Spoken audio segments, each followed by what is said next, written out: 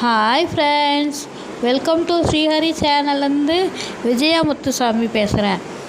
எல்லாம் ஆடி மாதம் பிறந்துருச்சு. எல்லாம் ஜாலியாக கோயிலுக்கு போயிட்டு வந்தீங்களா? அம்மன் கோயிலுக்கெல்லாம் போயிட்டு வந்திருப்பீங்க. சக்கரை பொங்கல், கேசரி, பாயாசெல்லாம் செஞ்சு வச்சு சாமி கும்பிட்டீங்களா? ஆடி மாதம் அம்மன் எல்லா திருவிழாவும் எல்லா பண்டிகையும் அழைச்சிட்டு வரதா ஒரு ஐதீகம், சரிங்களா? அதுக்கப்புறம் எல்லா பண்டிகையும் வரும்.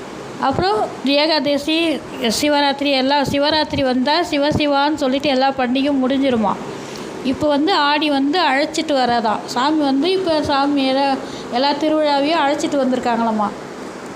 அம்மன் வரும்போது எல்லா பண்டிகையும் வருமா. அதுக்கப்புறம் சிவராத்திரி வரும்போது அது வரைக்கும் எல்லா மந்த்லேயும் எல்லா மாதம் ஏதாவது ஒரு பண்டிகை வந்துகிட்டே இருக்கும்.